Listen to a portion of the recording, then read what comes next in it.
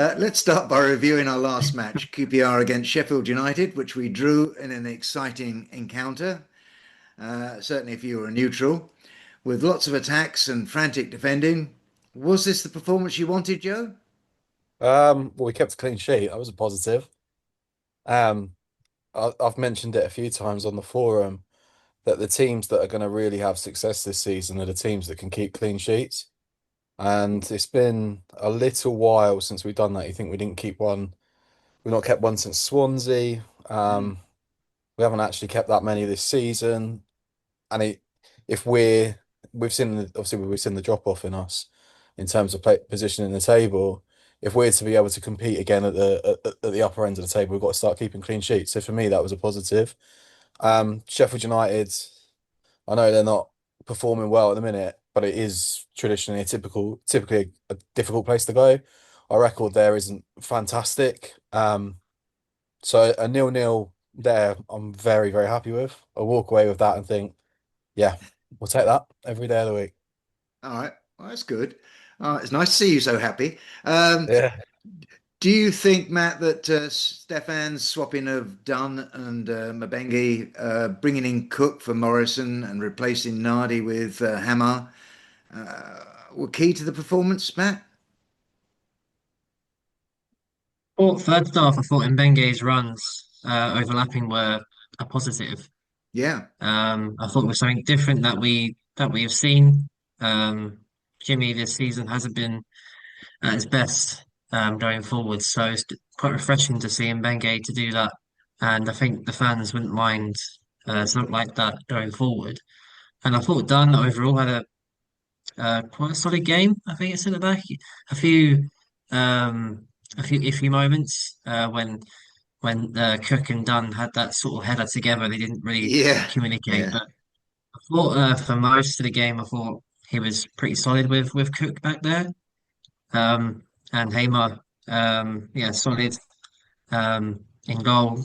Great saves, especially the second one he did in yeah, the second half from McCallum. That was a pretty good save. Everyone was a bit skeptical. It was his first start in like 18 months. So everyone was thought, okay.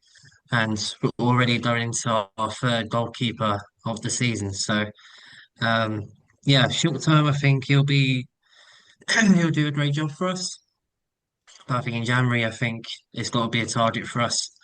Um, yeah, to try and get one for the rest of the season. So yeah, overall, I thought defense done pretty well, and I agree with Joe. Great to have a clean sheet after a long while, and main positive is end of that run of defeats, and hopefully now we can try and get a solid base of results. We can try and kick on. yeah. I mean, the result was really both frustrating and a relief, I think, at the same time. Frustrating because we didn't win, and a relief because the poor performances were replaced by a hard-fought draw. The club hasn't spent a lot. We have to keep saying this, but they have spent wisely, I think. It has the best depth of quality we've seen in recent years, and it seems to me, at least, that it's been set up well to perform. The problem is that it's not performing that well. Silly mistakes have cost us dearly, over these last few weeks, of which I think now's a good time to talk about reviewing those results. Starting off with QPR against Millwall, that was the first one on the Saturday, the 18th of October. We lost that one.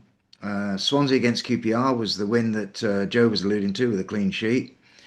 And Derby and QPR, QPR and Ipswich, QPR and Southampton. We lost all of those, and the QPR Ipswich one was, if anybody needs reminding, was a 4-1 loss. And that brings us down to Sheffield United, which was that nil-nil draw. Thank God for that, really, I suppose you'd say.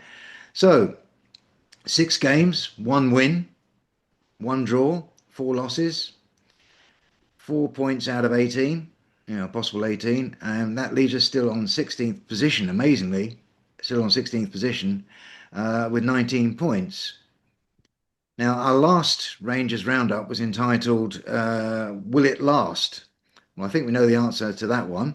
We know how that turned out. Any of these six matches that you feel we could and should have won, Joe? Yeah, maybe the Millwall game. Mm, Um, I didn't see a lot of the Millwall game. I saw bits and pieces of it, but we had it felt like we had control of that game until they scored. Um, and from there, we sort of didn't really react. We had that 10 minutes after Aziz scored where we weren't really in the game, and we conceded some pretty poor goals. I mean, the other two, the Southampton game again, like first half, we were in the game, but the yep, first goal makes a big difference in that. And from one again, once the goal goes in, we're there. I mean, I know Burrell scores for us, but we're not really in the game in the same way that we were first half. I mean, Ipswich, we were completely outclassed. yep. Derby, we've got a problem playing Derby at Pride Park. It's true. Last year was as bad as it got. This year again, we're just not there. So yeah, probably Millwall.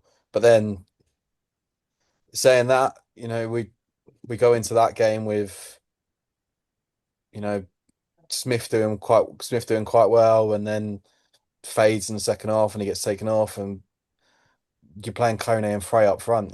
He's not going to do that again, and you do wonder I whether you doubt can it. win. Yeah, You do wonder whether you can win games with two players like that in the same team because you know Frey, for all his endeavour, lacks quality, and Kone is fine inside an 18-yard box, but anything outside of that is a bit suspect. So yeah, but I would say the Millwall one is the barometer. I know that we've spoken about Preston in previous podcasts about them being a barometer, but you would say, on the pitch and budgetary wise, QPR and Millwall are two pretty even teams, and the home games against them you would think have to be a barometer of where we are as a club, and we have to be going into those games and looking at them on paper at least as being games that we win, and then actually in the game in play we probably should have got a result there. yeah. I could see Matt nodding away eagerly to that. Yeah, Matt, it's only a third of the way through the season, so should we be reading too much into these last six results? I think it's almost the reality of what it can be like in the championship. Um, and it's I think it's still sort of a transition season for us with a new coach and sort of getting used to the championship. I think you can tell already that he hasn't found his best team so far this season. And I think the inconsistency has come down to the changes in the team, especially in 3 game weeks. You go back to when we had Sheffield Wednesday away, Oxford at home. Those 2 games you sort of look at, you think, okay, we should be aiming for 6 points there.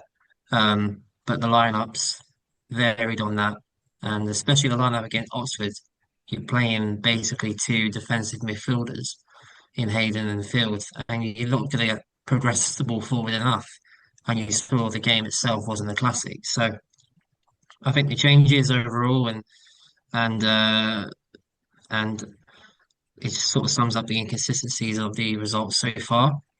Um, and I remember being on the podcast last month. Um, you asked me a question about our style of play, um, whether it gets sort of found out or Stefan find another way to play. I think at the moment we look a bit one-dimensional, a little bit predictable. Most of the time we're just guessing or hoofing it up to Burrell, and we don't seem to find the second ball. And um, yeah, we seem to be so open. Having just a two in midfield never seemed to play free in midfield. So yeah, it feels at the moment that Julian is still figuring out his best team, and with our attacking players not firing, we're now sort of seeing the frailties of our defense.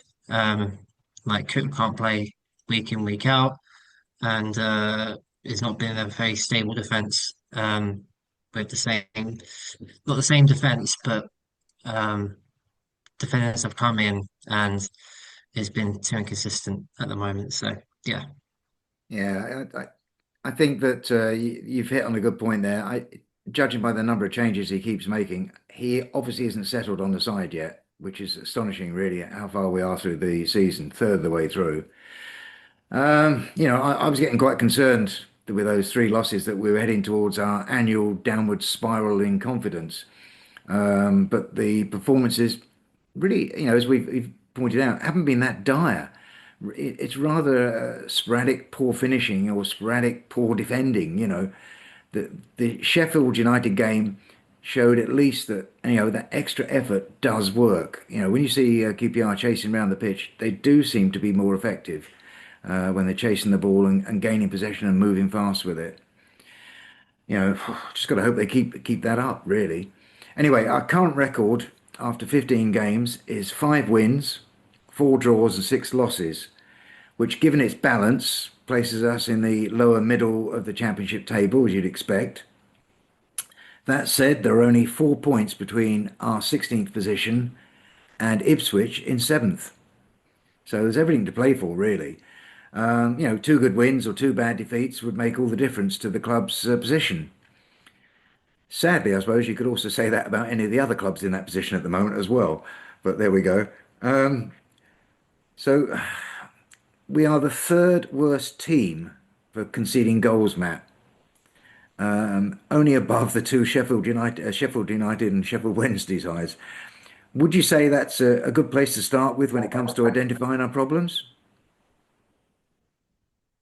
Yeah, I think I see a lot of times that our shape is not correct at all.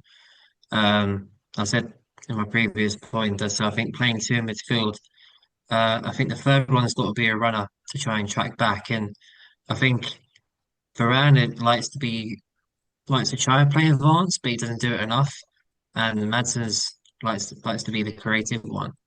Um, but when we get caught, there'll be so much space in behind, and therefore when you try and get maybe Sato to come inside or Chair, whether he's starting on the left to try and come inside and try and track back, but we don't have the legs in there. I thought when Kieran Morgan came on against Southampton, I thought he progressed the ball forward, but I feel that he can be that sort of third option in midfield to try and um, just to have extra legs in there and have that more of a solid base. It can also be the option at right back as well. But yeah, just the shape itself doesn't feel right, especially when we're playing against players that have got attacking midfielders, number eights who like to play the ball forward, and especially with wing backs as well. So Hmm. um, not just the defense, but when we have wingers that often sort of track back, I think that's a little bit of a problem as well. And you can see against the Ipswich game, a number of times it got caught out wide, and the amount of space it was given away, and the third goal especially shows that.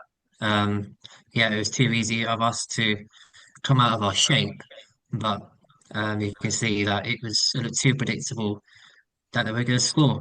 And Hmm. yeah, we need to stop coming out of those habits sooner rather than later. Otherwise, there's going to be the same old season that you normally see, like QPR. Don't say that.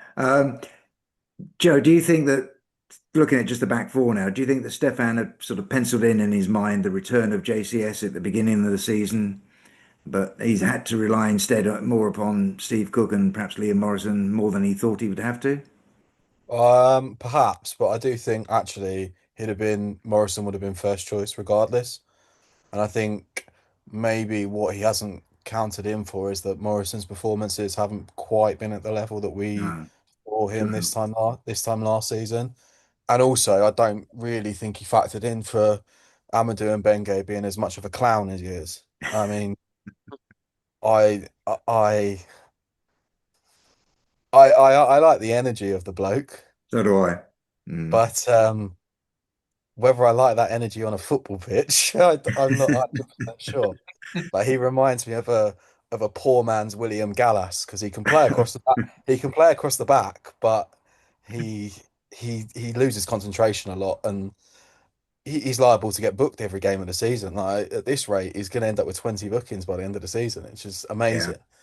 he, Yeah, I think that's the problem. There are a couple of other things I would add with the defensive problems that we've got. Um, you talked about how the gap between us and Ipswich is so small. That's why I think this season the teams I said this earlier in the pod, but the teams that can defend will do enormously well this season. yeah, yeah, Because the margins are so small, yeah. and another example of how the margins are so small is if you look at our goals conceded, 10 of those goals have come in 2 games. You take them out, you take those 10 goals out, well, that's 11, isn't it? Because it was seven. So you take those 11 goals out of the equation, we'd have only conceded 12 goals this season. So whilst we sit there and say that our defense is the problem, and it is a problem for structural matters, for shape matters, for pace matters, for organizational matters, the margins are so small that correcting it just slightly will see us rocket. And yeah, those 23 goals, like I say, 11 of them have come in 2 games. So it does suggest that actually maybe it's not as problematic as maybe we thought. But the games, Yeah, as long as we every, don't play Coventry. Yeah. yeah, every game that we've had this season, bar you think the Coventry game, the Ipswich game, and to an extent the Wrexham game, they've all been one or two. They've all been sort of like margins have been small. They've either been one goal either side, or the Charlton game is two late goals, so the momentum is slightly different in that game. So it's about, for me, it's about finding a back four that you can consistently settle on and making sure if you're gonna play two in front, the two in front have to be structured and disciplined and just sit there in front and not go running about. That's Yeah. why that's why I think Varane and Madsen could be a little bit of a problem because Madsen will go and pick the ball up, which is what we want to happen. But when he does lose the ball, he's still a bit passive. And And Varane's out of Varane's not position. he's not disciplined enough. And Hayden for me has to be the player that plays pretty much every week because he will stay in the middle of the pitch, he will anchor himself, and the team can structure from there. I am slightly surprised that Samfield hasn't been used a bit more because Yeah, and uh, me. whilst like Madsen has got himself involved with play a bit more, he has improved, he has shown a bit more character than what we saw last season. I still don't think in a 4-4-2 it's necessarily best for him because once the ball turns over, you're defending with five, and it's a little bit of a worry. For me, Field and Hayden would sit as an anchor and allow the four attackers to go and play. Yeah. Um, so I actually think some of the defensive problems are the fact that midfield isn't right. Oh, no, I Also, agree. also the goalkeeping situation is not ideal either, and I think that is playing the problem too. And Well, yeah, we're on a third goal in yeah, 15 games. At this rate, we get through most of the championship, about 20 yeah. goalkeepers. I mean, Um, it's not fantastic. It's no, not it's a not. fantastic defensive structure, but it's a defensive structure that, with a little tweaking, can work. Like there is enough there to say that we can do it because, like I say, you take the goals from the Coventry and Ipswich game and you deduct all the goals we scored in that game, we would be in a positive goal difference. So there is Yeah, enough there, I but think it's you're just right. it's actually making sure as well that in the tight games that we have against the rest of the division that we can score more than one goal, and we're not scoring enough goals as well. No, we're not. We're not. And I think first off, I think you've got to say that when this defensive coach came in, I thought, wow, this is fantastic. We've got somebody here who really should be able to make a difference because it's been a bit of a problem, dead balls, for a couple of seasons, really, if truth be known. And I don't think he's made that much of a difference yet. No, I Um, would add to that as well that like go on. when Steve Bold was at Arsenal, Arsenal were not exactly pulling up any trees. No, that's true. That's very And true. part of the comments that existed around that time, there was a lot of conversation from pundits saying, well, if Arsene Wenger allowed Bold to coach the team defensively, then maybe Arsenal would be all right. But there was no suggestion to say that he wasn't doing that. And the evidence that we've seen says perhaps that actually the defensive structures that he puts in place maybe are not appropriate to the modern game. It could be. All Yeah. right, let's try and be a bit more positive now, Joe. Any players that you feel are doing really well in the last few matches? Well, I think when Paul Smith's played, Paul Smith's been pretty good. Um, But I mean, his game time's been limited. Like I know we've had comments on the forum that he is being pushed out, and I would probably agree that he is. His contract's coming to an end. He It wasn't does one of seem the that way. Hmm. he wasn't one of the players that Nuri signed, and he hasn't been given a new contract since Nuri's been at the club. So it would suggest he's not a Nuri player, so would be on his way out. But when he plays, I think he's positive on the left hand side. Yeah. But I think the standout for the season is Burrell. Like he has been an absolute find. I know anyone that scores 10 goals for Burton Albion might catch the eye, but it seems like from anyone outside of Burton Albion, no one really had him on their radar whatsoever. But the guy's fantastic. His capacity, his running capacity is brilliant. And he's just Yeah, a nuisance. He's this aggravating player that is there. And if Jamaica could qualify for the World Cup in during this international break. You're yeah, bringing won't do Burrell us on any with harm. if Jamaica are bringing Burrell on with 20 minutes to go, this guy is going to eat up the tournament because he's going to stretch Yeah, so many true things. enough. And Matt, He's a same to fantastic. you, I guess. Any Yeah, standout player for you? yeah, I agree with Burrell. I think he's been the standout. To go different, I'll probably stick Norrington Davis in there as a shout. I think for most of the season he's been quite solid. Um, yeah, before we signed him, all the Sheffield United fans were like, "Oh my God, I'm glad he's gone." And they must have different expectations for them. But I think when he has come in, he's been really solid for us, and he's got forward. I thought he did quite well against Southampton. I thought the performance wasn't great, but I thought he was our most progressive player in that game. Yeah, But I think he down that left hand side. I think he's been great for us this season. But yeah, Burrell by far the best so far. When we announced him, no rumors or nothing, and he's delivered. And I agree with Joe. Like when you're in the stadium as well with Burrell, it's like the whole crowd of like, "Go on, you can get that ball." it's You exciting. can get off Yeah, defenders who are yeah. not particularly quick. Yeah, he's got non-stop energy. Which is great for us, especially away from him. Yeah, well, I think both of you have picked two good choices there. I think. I mean, Saito, we could equally say if he was getting a good run, he would probably be doing really well. For me, I'm going to go for Madsen because I can't believe the difference in him. He's defending better this season. He heads the ball better. He moves the ball around forward better. So yeah, for me, I think he's really good. That said, though, with all of those positives that we've all said. I think this Rangers roundup should be entitled Must Do Better because small improvements will make a huge difference to our fortunes. It's basically what Joe was saying. If we can cut back on the so many goals, shipping so many goals at the back, it's amazing how many games we're going to win. We're starting to score at the front, which is something we've struggled with for a couple of seasons. So this is, it's could go good. It could be a really Yeah, good season. for Okay. the first time in a long time, we've got two players in the team that can score Yeah, goals. exactly. Um, Yeah, 100%, 100%.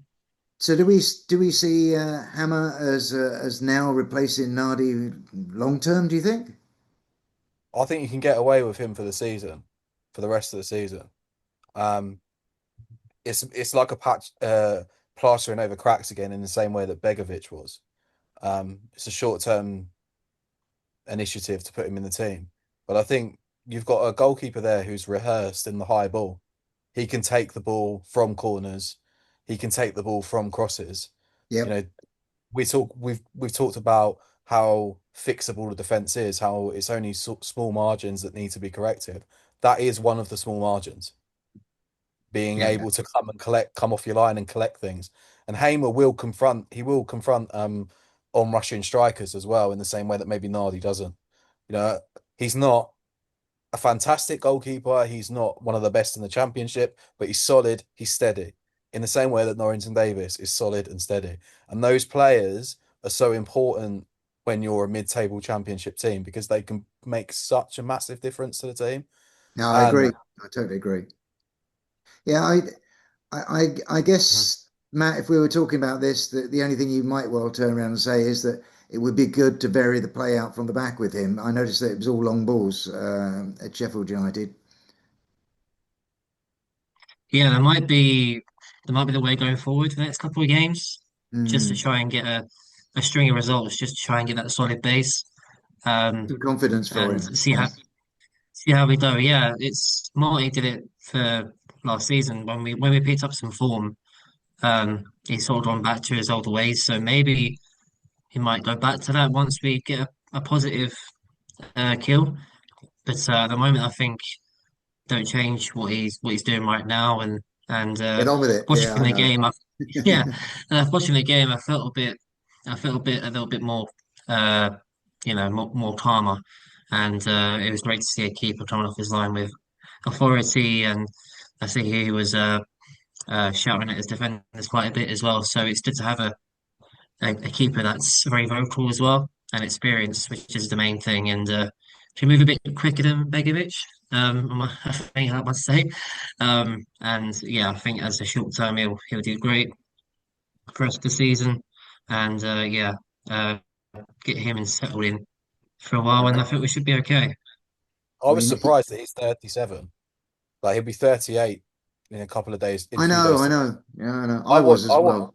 I watched him when he was at Charlton. How sort of like 15 years it's gone. I still think of him as the young goalie that Charlton signed from Reading. So Right, we better move on because we're Crazy. running out of time. Want to mention now about the top six. And in there, last time I checked, we've got Coventry, Stoke, Middlesbrough, Preston North End, Millwall, and Charlton. Would it be fair to assume that this is not the expected clubs for you, Matt? Especially promoted Charlton? Yeah, I mean, well, Nathan Jones has got a good record at his level for a couple of years. He did really well at Luton. But I think most of the clubs you see in the top six, I think is down to good recruitment and good Yeah, management. Um, he got a good manager at Preston who done well at Sheffield United.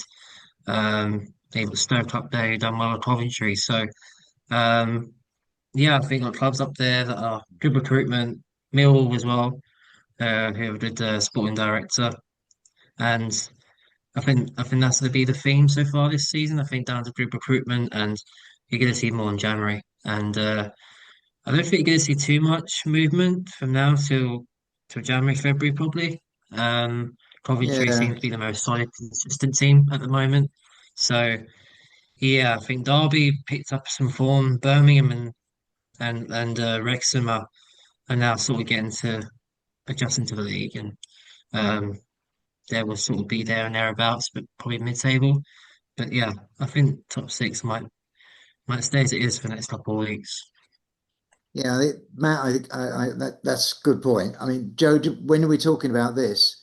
Um, does it surprise you that none of these have got parachute payments involved at all? um, yeah, I mean, maybe given the trend that the league has shown, but I don't think I think the impact of parachute payments is a little bit overblown because quite a lot of the teams have players that can be sold for 5, 10, 15 million. And if you follow a structured recruitment program, you can make the money through player sales. So I'm a little bit skeptical as to whether parachute payments are as important as they're made out to be.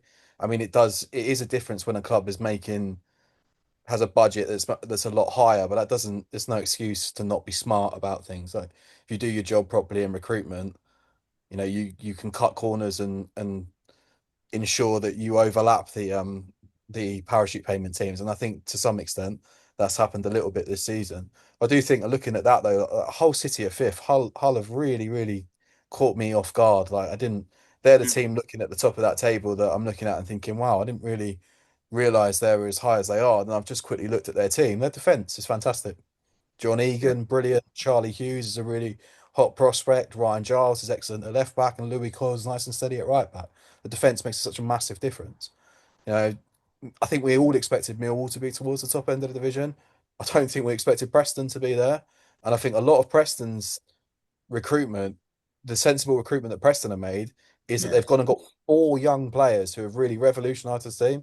Thierry Small's a fantastic pickup, and Armstrong and Devine that have come into the team have really added a little bit of energy and a little bit of quality that Preston were missing. that's But true. again, but again, because Preston have got such a good structure behind them at the back, they're going to be strong again. I mean, I would look at Ipswich as the coming train, just Yeah, I think you're probably right. Yeah, of quickly all of the out of ones, that. yeah, Definitely now, Um, yeah. and I would consider nobody a contender for the top six below Birmingham City. So Birmingham in 11th, I would say, is the last team. So that means Leicester, Wrexham, West Brom, Watford, and us. At the minute, I'd write those teams off. no, no, Anyone? I think that's fair comment. I think that's fair, and it's good that you mentioned Hull because I now. We should look ahead beyond the international break, and we can see that in the next few weeks we're playing Hull, plus West Brom at home, and away we're playing Blackburn and Norwich. Now, as you say, Hull continues to do well, whilst West Brom and Blackburn are just chugging along nicely. And that only leaves Norwich, which is not producing results or performances that you would have expected. Do you agree with that, Matt? Yeah, Norwich have had some shocking home form this season, lost every home game.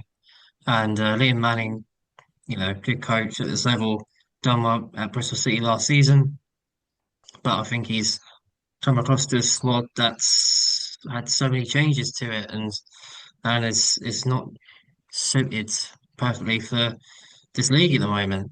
Um, and it's just too inconsistent. I think um, I think at the moment he was struggling to find a basis where they can play at home, but away they weren't too bad. Um, they were getting draws here and there. I thought they were getting some sort of form away from home, but at home they just seem to have this fear of playing in front of their crowd and but yeah, we got them coming up, and So which, come on then, it's Matt, always which the ones do you think we can win and which ones do you think we're going to worry about? uh, it's too difficult. We're playing teams that are just good in form.